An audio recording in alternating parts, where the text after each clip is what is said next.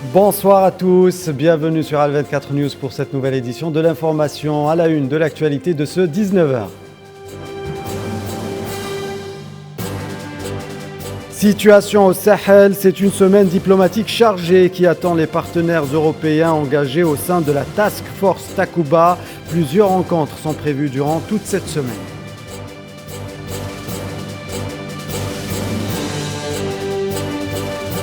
Palestine, nouveau meurtre en Cisjordanie occupé. Un jeune Palestinien de 17 ans a été tué dans le village de Silat al-Harithia. Ses funérailles ont eu lieu aujourd'hui.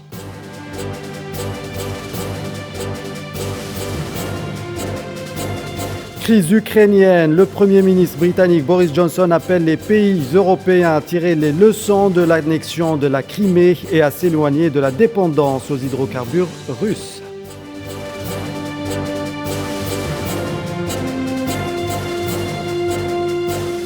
Culture, cinéma, nous irons à Valence en Espagne pour la 36e édition du Prix Goya.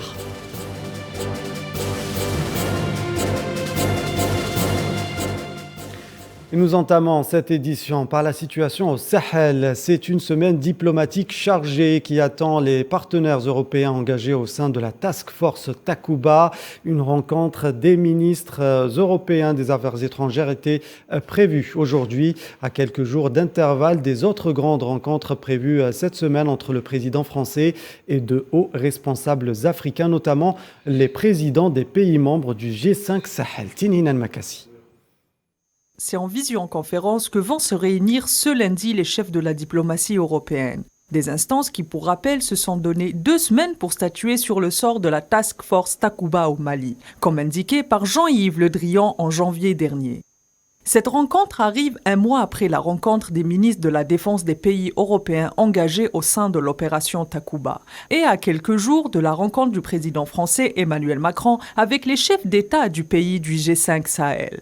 Cela dit, Macron n'a pas convié à cette rencontre les autorités de la transition au Mali ni celles du Burkina Faso. À noter que Paris ne cache plus sa grande contre Bamako, qui affirme vouloir choisir des partenaires plus sérieux pour le Mali. Sont également attendus cette semaine à Paris les présidents de l'Union africaine, le Sénégalais Macky Sall, de la CEDEAO, le Ghanéen Nana Akufo-Addo, du Conseil européen Charles Michel et le chef de la diplomatie européenne Joseph Borrell. Les modalités du maintien ou du retrait de l'opération Takuba du Sahel devront prendre en compte la vie des populations de plus en plus hostiles à la présence française sur leur territoire. Un mémorandum d'entente pour la réalisation de la route reliant Tindouf à Zéourat a été adopté en Conseil des ministres présidé par le président algérien Abdelmadjid Tebboune. Cette adoption intervient suite à l'accord algéro-mauritanien signé au mois de décembre 2021 à l'occasion de la visite d'État effectuée à Alger par Mohamed Ould Ghazouani. Le projet s'étalant sur une distance de 775 km. Sofiane Barouti.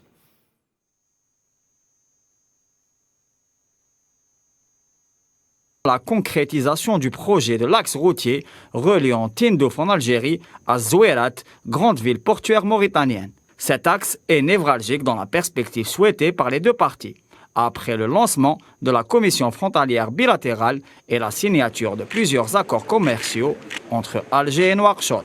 Le projet se concrétise enfin.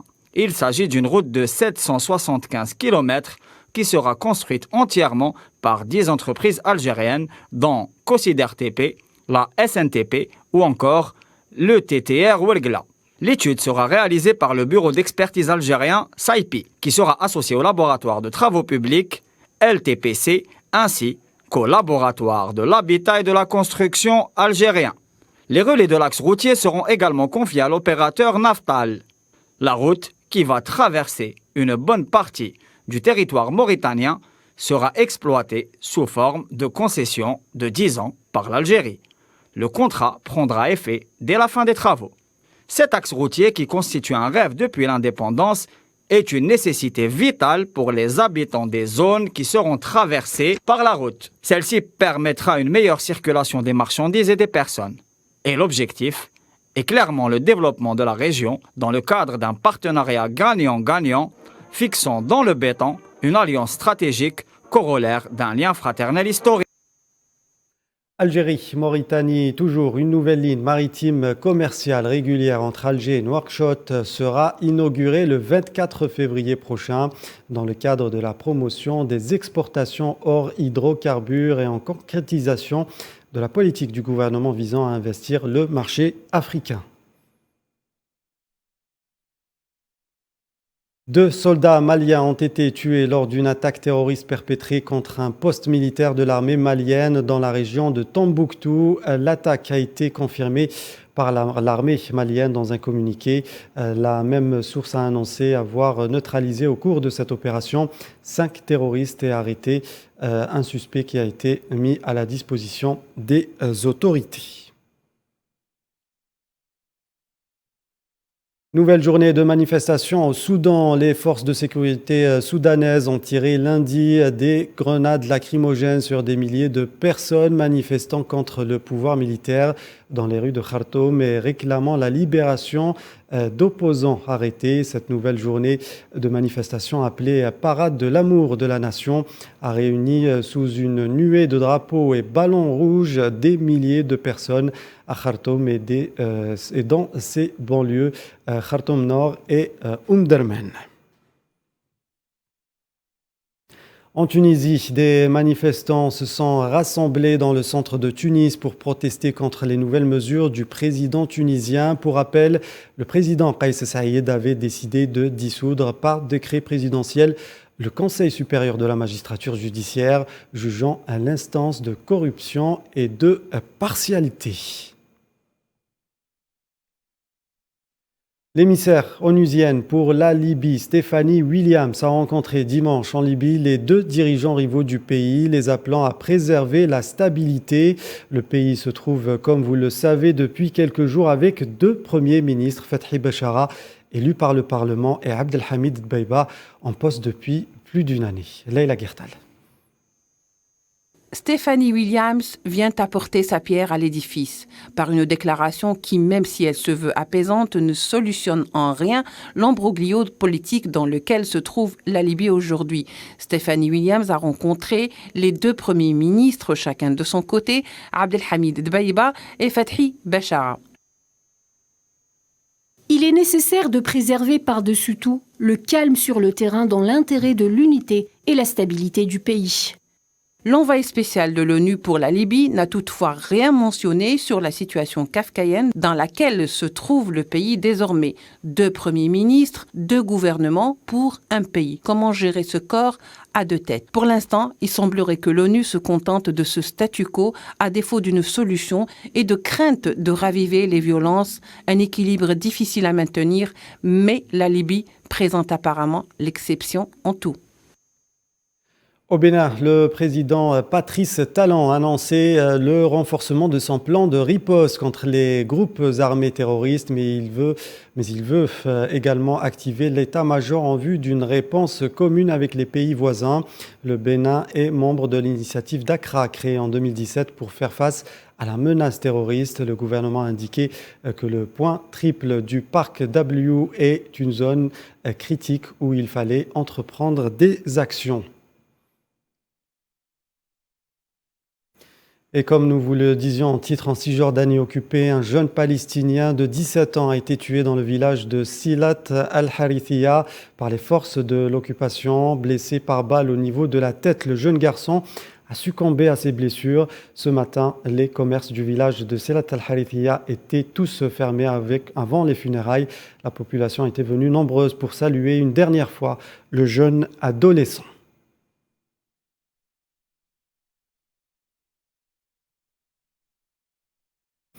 Et je vous propose d'écouter à présent l'attente du défunt. On pensait qu'il y avait un mariage, car il y avait beaucoup de lumière. On a demandé ce qui se passait. Et on nous a dit qu'il y avait un martyr. Qui est le martyr? On ne savait pas. Il y avait un martyr et des personnes blessées. Nous avons ensuite appris par des gens sur Facebook que le martyr était notre fils. Et ce meurtre, rappelons-le, survient une semaine après le décès de 3 Palestiniens dans la ville de Naplouse. Sheikh Jarrah revient à la une des médias après une courte pause, démontrant une fois de plus que les Palestiniens des territoires occupés n'ont pas droit au répit. Al-Quds Est, des émeutes ont opposé des manifestants palestiniens à la police d'occupation après la visite d'un député d'extrême droite de l'entité sioniste dans cette zone particulièrement sensible et qui a déjà connu de nombreux mouvements de protestation contre l'occupant. Le point sur la situation avec Leïla Guertal. Les attaques contre ce quartier stratégique d'Al-Quds Est ont repris de plus belle par les forces de l'occupation sioniste.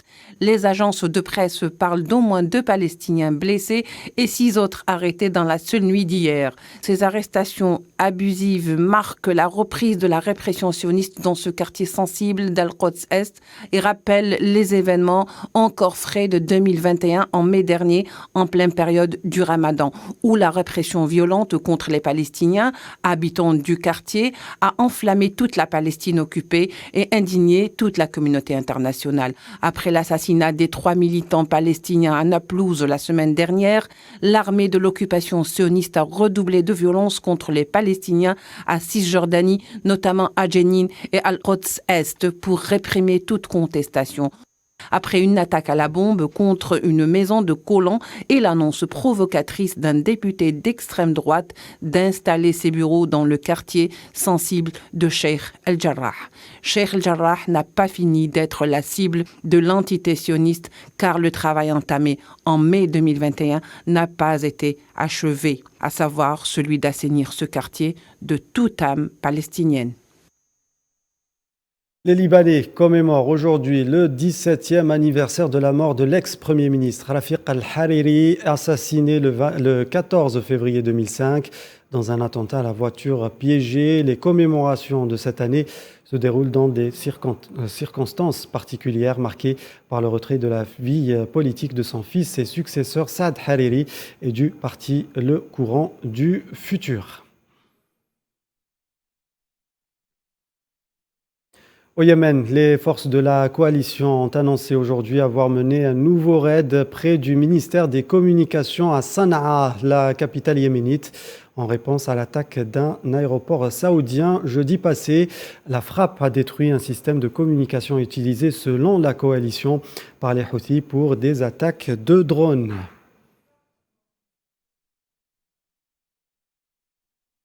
Direction l'Europe, crise ukrainienne, les déclarations se multiplient ces derniers jours au vu des tensions entre la Russie et les pays occidentaux. Le Premier ministre britannique Boris Johnson appelle les pays européens à tirer les leçons de l'annexion de la Crimée par la Russie en 2014 et à s'éloigner de la dépendance aux hydrocarbures russes. Le monde doit tirer la leçon de 2014. Si vous vous souvenez, la Russie a pris l'est de l'Ukraine. Elle a pris la Crimée. Mais nous n'avons pas vraiment fait assez pour nous détacher, pour nous éloigner de la dépendance aux hydrocarbures russes. Et je pense que ce que tous les pays européens doivent faire maintenant, c'est sortir Nord Stream de notre circuit sanguin, arracher cette perfusion hypodermique d'hydrocarbures russes qui maintient tant d'économies européennes en vie. Nous devons trouver d'autres sources d'énergie et nous devons nous préparer à imposer à la Russie des conséquences économiques très graves. Je pense qu'il est très important que nous ayons un dialogue, que nous ayons une conversation.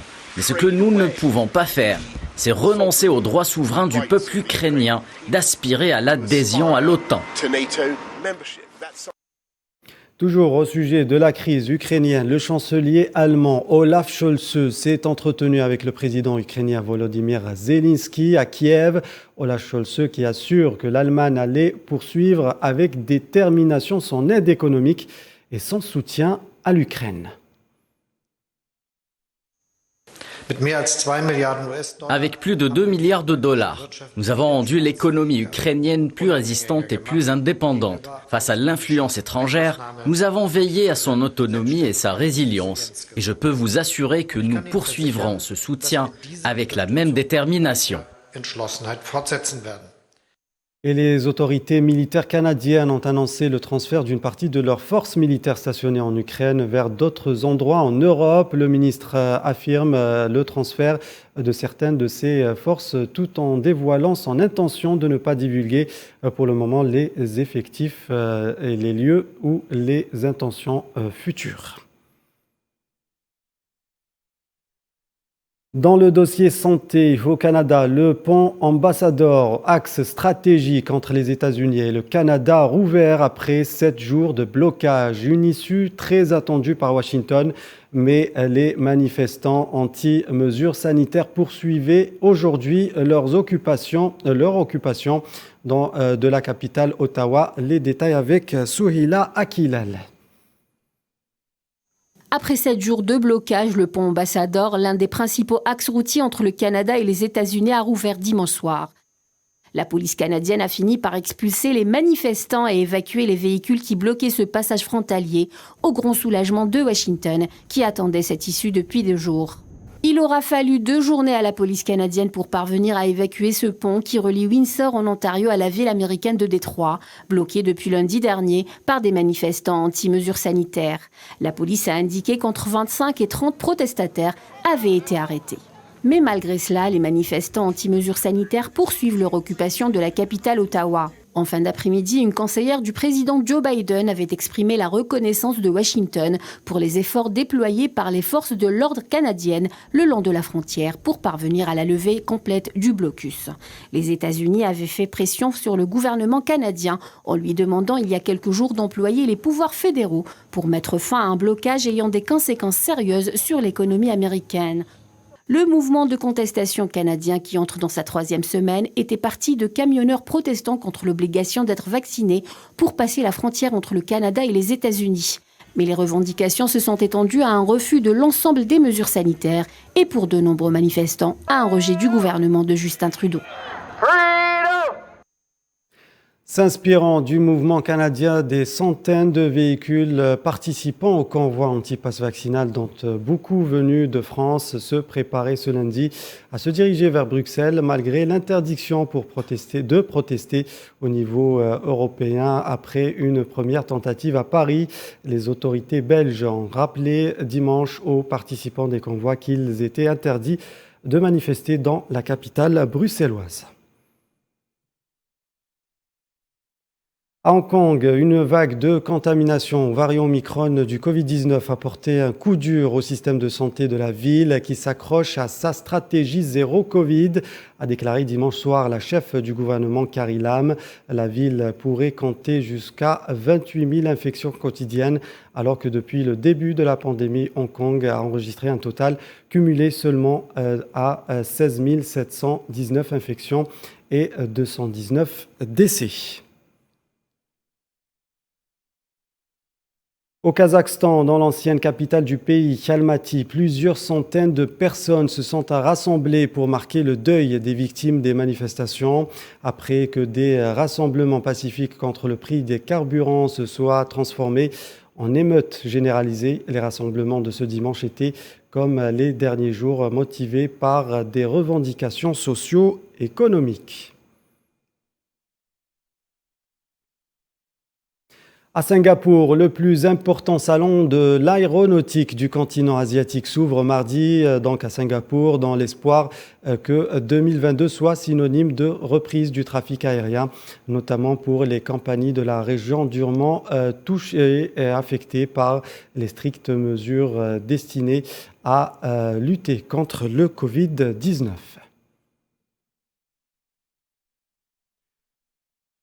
Culture à présent, direction Valence en Espagne pour parler du prix de Goya, l'un des prix cinématographiques les plus importants de l'Espagne.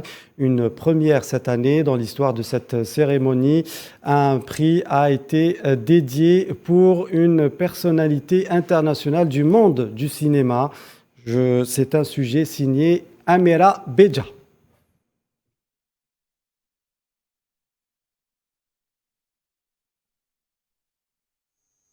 Tout le beau monde du 7e art espagnol était à la 36e édition des Prix de Goya, une cérémonie très importante qui couronne l'excellence du cinéma en Espagne. Con todos ustedes, la gran Kate Blanchett.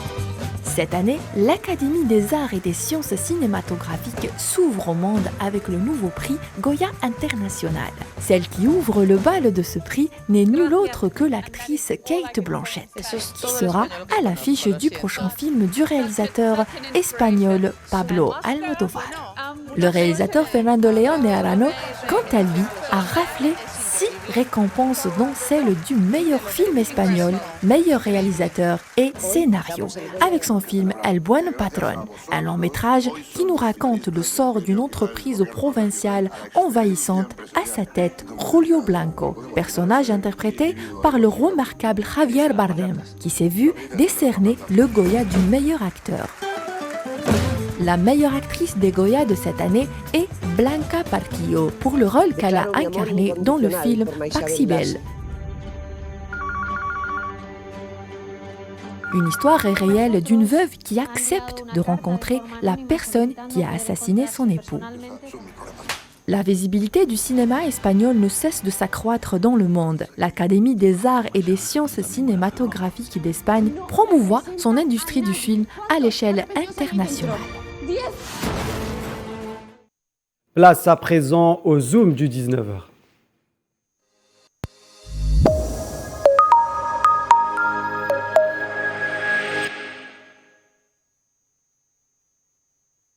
Nous allons parler économie aujourd'hui, plus précisément d'investissement. L'Union européenne sort le chéquier. Elle prévoit d'investir plutôt plus de 22 millions d'euros en Afrique. Pour plus de précision, vient me rejoindre sur le plateau Kherdin Botache. Bonsoir Kherdin. Bonsoir Riyad. Alors c'est plutôt une bonne nouvelle pour le continent africain. Eh bien, ça se bouscule aux portes de l'Afrique, cher Riyad. Les annonces d'investissement se font pléthore. La dernière en date nous arrive directement de Bruxelles. L'Union européenne prévoit en effet d'investir 22,7 milliards d'euros en prévision du sommet qui réunira dans quelques jours les dirigeants des 27 à leurs homologues des pays africains. Alors, il s'agit d'une annonce importante et d'un déploiement massif des ressources financières. Quels sont les secteurs qui seront ciblés ? Alors, les détails de ce plan seront connus les 17 et 18 février prochains à Bruxelles, mais l'on peut d'ores et déjà s'y projeter. Le plan prévoit des investissements de l'ordre de 22,27 milliards d'euros qui toucheront principalement les secteurs du transport, de l'énergie, de la transition numérique, de la santé et de l'éducation. Il prévoit aussi la création de nouveaux passages stratégiques entre Dakar et Abidjan, Libreville, Douala et N'Djamena et enfin Mombasa et Kisingali. Mais à part cela, il prévoit aussi la promotion des TIC à travers l'installation de câbles maritimes. L'Union européenne cible également l'unification des nouveaux réseaux énergétiques en Afrique, mais également la promotion des nouvelles sources d'énergie sur le continent noir. Alors, Kherdin, doit-on conclure que l'Europe sent le souffle de ses, concurrents désormais nombreux ? Alors, rien n'est moins sûr, à commencer par la Chine, la Grande-Bretagne ou encore plus récemment la Turquie et la Russie. On écoute à ce sujet l'analyse de Rassim Benranem, organisateur de la première édition du Algeria Invest Conference. Aujourd'hui, nous avons un territoire qui fait 3 fois la taille de l'Europe, avec une population de plus d'1,2 milliard d'habitants, qui s'ouvre sur un marché libre de 54 pays, et ceci va donner de l'attractivité à tout un continent. Aujourd'hui, les pays aussi vont jouer un rôle d'attractivité individuelle. Aujourd'hui, les grandes puissances vont aller investir dans les pays qui offrent le plus d'avantages et le plus de possibilités de facilitation à l'investissement. Il y a une concurrence qui est importante. On a vu que la Chine a pris de l'avance sur le continent africain comparé à d'autres pays. Il y a l'Union européenne qui se met en avant aujourd'hui en affichant clairement une ambition. Ils ont annoncé 150 milliards d'euros à l'horizon 2027. À noter, Riyad, que Bruxelles prépare une enveloppe budgétaire de 150 millions d'euros pour des investissements à l'horizon 2027. Alors l'Europe... Ciblant une 60aine de projets, je tiens à le préciser. Très bien, donc l'Europe talonnée, voire devancée par la Chine. Et quelle est la forme de coopération privilégiée par la Chine, justement ? Eh bien, elle n'est pas très différente de la stratégie adoptée par l'Europe. La Chine, à travers son incontournable initiative de la route de la soie, prévoit à son tour une injection massive de capitaux. 60 milliards de dollars seront mis sur la table au cours des 3 prochaines années. Les secteurs prioritaires sont plutôt classiques. On a les infrastructures, l'énergie, les mines, mais aussi les nouvelles technologies de l'information à travers le déploiement de la 5G. Alors Kherdine, comment accueille-t-on toutes ces annonces du côté africain ? Pour le moment, les Africains ne jubilent pas à l'annonce de ces chiffres astronomiques et préfèrent s'en tenir à la réalité de la coopération économique avec leurs différents partenaires sur le terrain.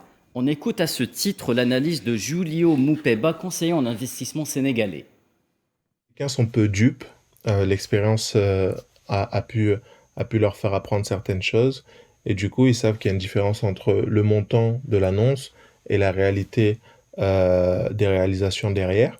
Toutefois, il y a, selon les acteurs, plus on monte potentiellement dans les hiérarchies, une volonté de voir ce qui sera réellement fait. Mais en tout cas, sur les Africains en eux-mêmes, la masse, il y a ce côté-là non dupe. Mais pour autant, n'ayant pas d'autres possibilités, n'ayant pas d'autres choix, on essaye de savoir qui pourrait être l'acteur qui penserait le plus à nous, Africains, parmi les prétendants. Voilà, merci Kherdine pour toutes ces explications et cet éclairage concernant l'investissement en Afrique. Voilà, c'est avec cette information que nous arrivons à terme de cette édition. Merci à tous de nous avoir suivis. Tout de suite, la météo présentée par Madame Zienne Zitouni. Excellente suite des programmes sur Al 24 News. À demain.